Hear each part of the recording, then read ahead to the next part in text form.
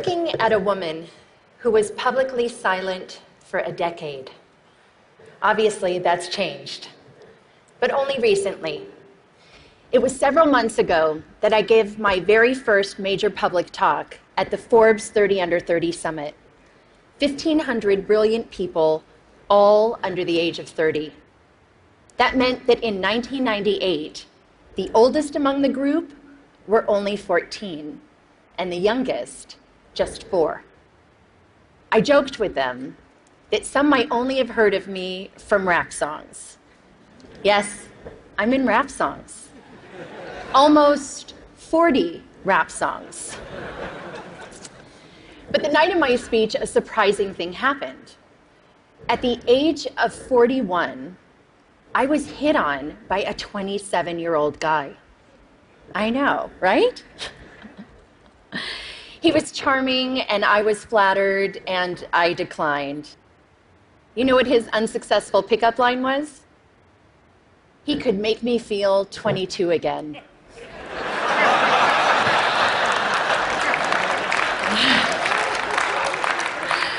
I realized later that night, I'm probably the only person over 40 who does not want to be 22 again.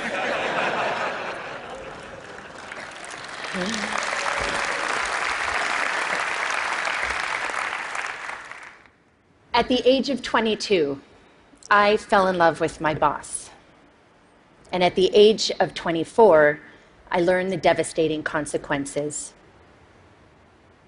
Can I see a show of hands of anyone here who didn't make a mistake or do something they regretted at 22? Yep, that's what I thought. So like me, at 22, a few of you may have also taken wrong turns and fallen in love with the wrong person, maybe even your boss. Unlike me, though, your boss probably wasn't the President of the United States of America. Of course, life is full of surprises. Not a day goes by that I'm not reminded of my mistake, and I regret that mistake deeply. In 1998, after having been swept up into an improbable romance, I was then swept up into the eye of a political, legal, and media maelstrom like we had never seen before. Remember, just a few years earlier, news was consumed from just 3 places: reading a newspaper or magazine, listening to the radio, or watching television. That was it. But that wasn't my fate. Instead, this scandal was brought to you by the digital revolution. That meant we could access all the information we wanted, when we wanted it, anytime, anywhere. And when the story broke in January 1998, it broke online.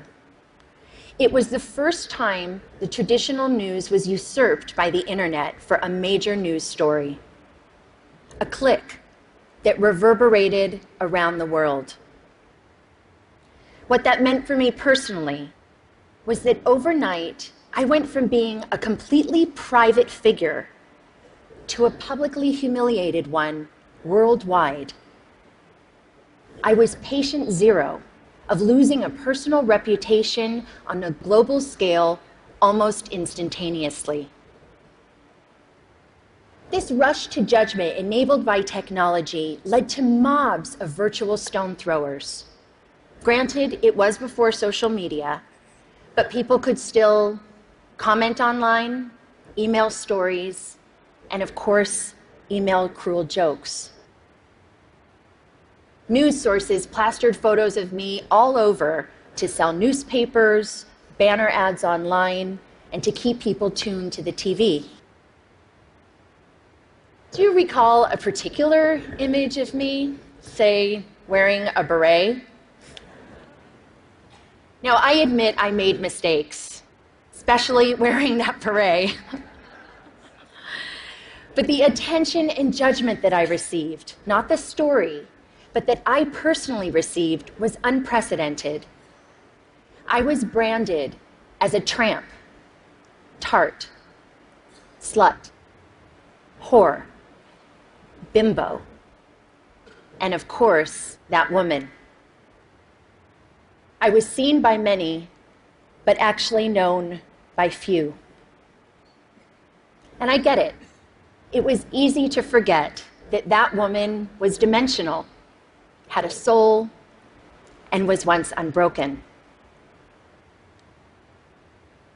When this happened to me 17 years ago, there was no name for it.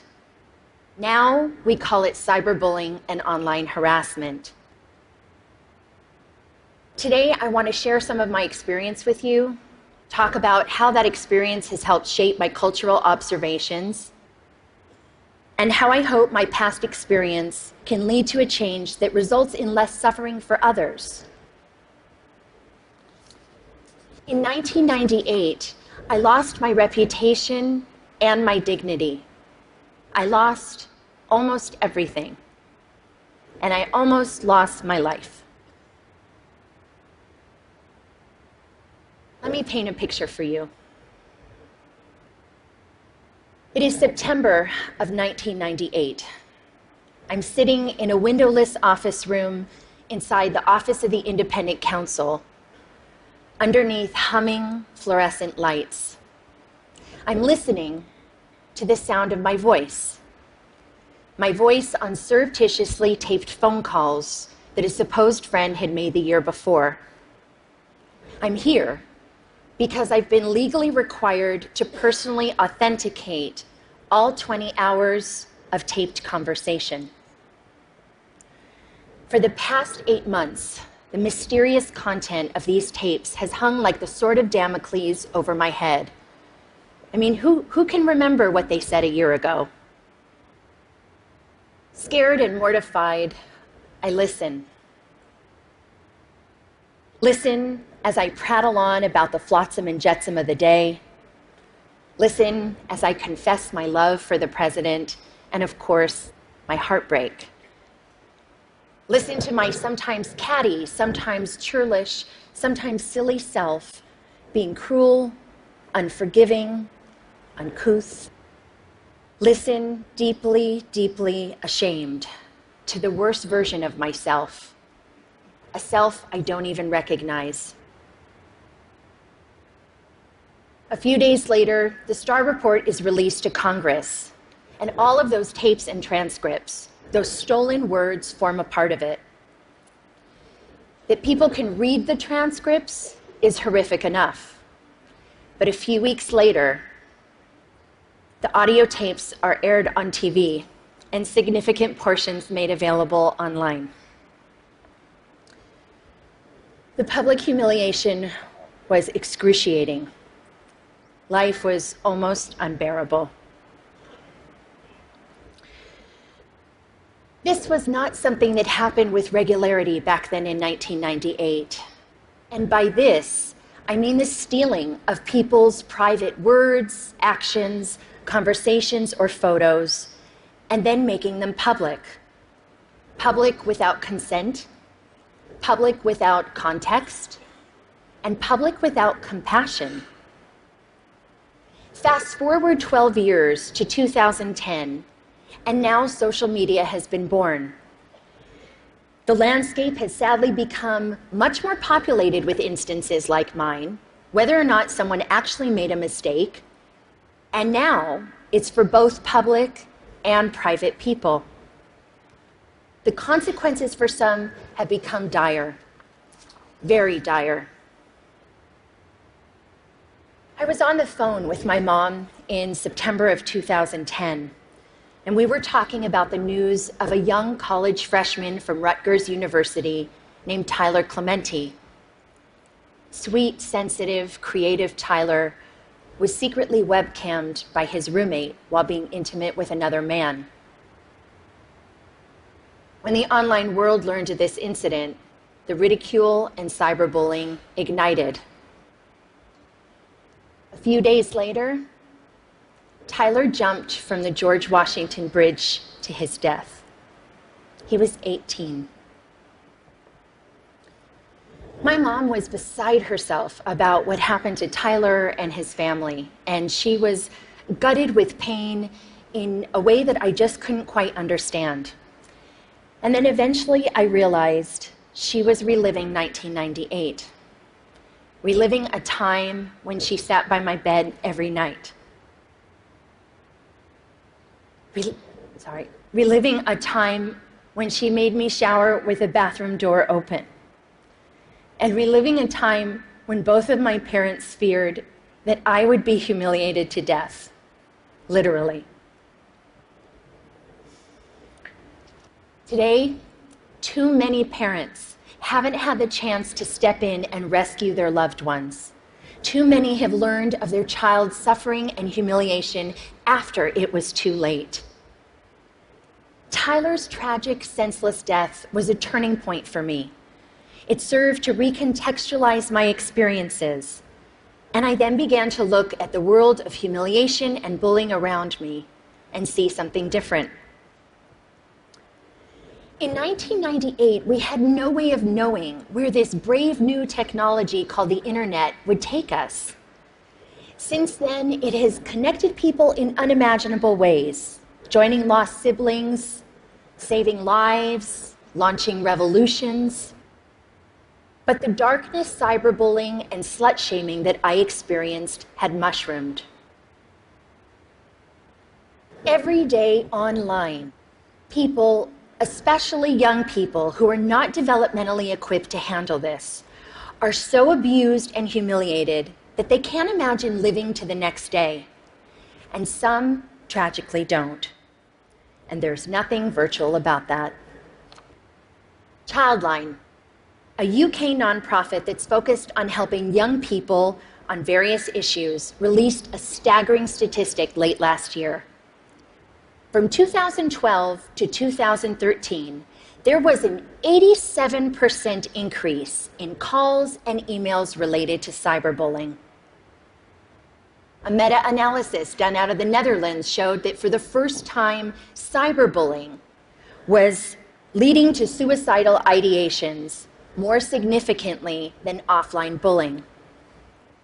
And you know what shocked me, although it shouldn't have, was other research last year that determined humiliation was a more intensely felt emotion than either happiness or even anger. Cruelty to others is nothing new. But online, technologically enhanced shaming is amplified, uncontained, and permanently accessible. The echo of embarrassment used to extend only as far as your family, village, school, or community. But now it's the online community too. Millions of people, often anonymously, can stab you with their words, and that's a lot of pain. And there are no perimeters around how many people can publicly observe you and put you in a public stockade. There is a very personal price to public humiliation, and the growth of the internet has jacked up that price. For nearly 2 decades now, we have slowly been sowing the seeds of shame and public humiliation in our cultural soil, both on and offline. Gossip websites, paparazzi, reality programming, politics, news outlets, and sometimes hackers all traffic in shame. It's led to desensitization and a permissive environment online, which lends itself to trolling, invasion of privacy, and cyberbullying. This shift has created what Professor Nicholas Mills calls a culture of humiliation. Consider a few prominent examples just from the past 6 months alone. Snapchat, the service which is used mainly by younger generations and claims that its messages only have the lifespan of a few seconds. You can imagine the range of content that gets. A third-party app which Snapchatters use to preserve the lifespan of the messages was hacked, and 100,000 personal conversations, photos, and videos were leaked online to now have a lifespan of forever. Jennifer Lawrence and several other actors had their iCloud accounts hacked, and private, intimate nude photos were plastered across the internet without their permission. One gossip website had over 5 million hits for this one story. And what about the Sony Pictures cyber hacking? The documents which received the most attention were private emails that had maximum public embarrassment value. But in this culture of humiliation, there is another kind of price tag attached to public shaming. The price does not measure the cost to the victim, which Tyler and too many others, notably women, minorities, and members of the LGBTQ community have paid, but the price measures the profit of those who prey on them. This invasion of others is a raw material, efficiently and ruthlessly mined, packaged, and sold at a profit. A marketplace has emerged where public humiliation is a commodity and shame is an industry. How is the money made? Clicks. The more shame, the more clicks. The more clicks, the more advertising dollars. We're in a dangerous cycle. The more we click on this kind of gossip, the more numb we get to the human lives behind it. And the more numb we get, the more we click. All the while, someone is making money off of the back of someone else's suffering. With every click, we make a choice. The more we saturate our culture with public shaming, the more accepted it is, the more we will see behavior like cyberbullying, trolling, some forms of hacking, and online harassment. Why? Because they all have humiliation at their cores.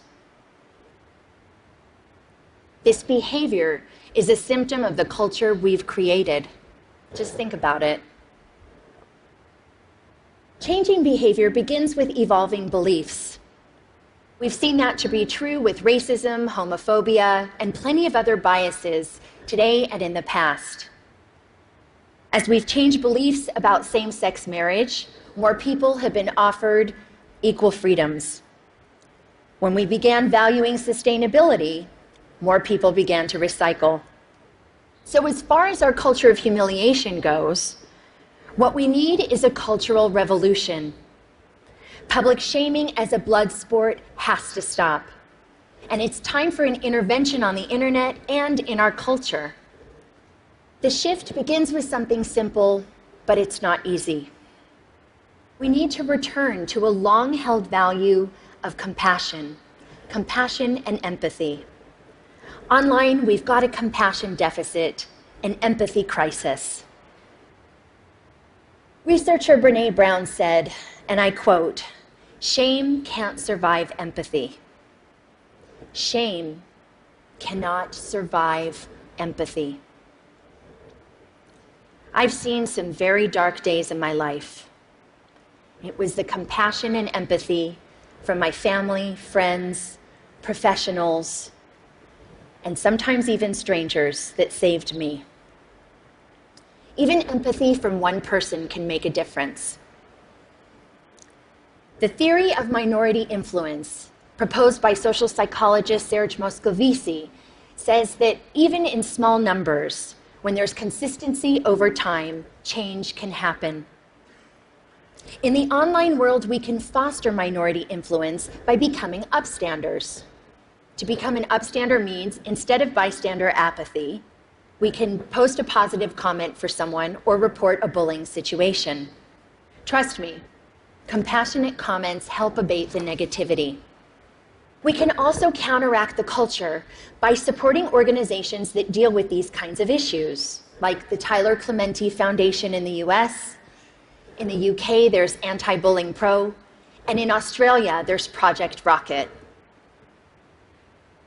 We talk a lot about our right to freedom of expression, but we need to talk more about our responsibility to freedom of expression. We all want to be heard, but let's acknowledge the difference between speaking up with intention and speaking up for attention. The internet is the superhighway for the id. But online, showing empathy to others benefits us all and helps create a safer and better world. We need to communicate online with compassion, consume news with compassion, and click with compassion. Just imagine walking a mile in someone else's headline. I'd like to end on a personal note. In the past 9 months, the question I've been asked the most is why? Why now? Why was I sticking my head above the parapet? You can read between the lines in those questions, and the answer has nothing to do with politics. The top note answer was and is because it's time. Time to stop tiptoeing around my past, time to stop living a life of opprobrium, and time to take back my narrative.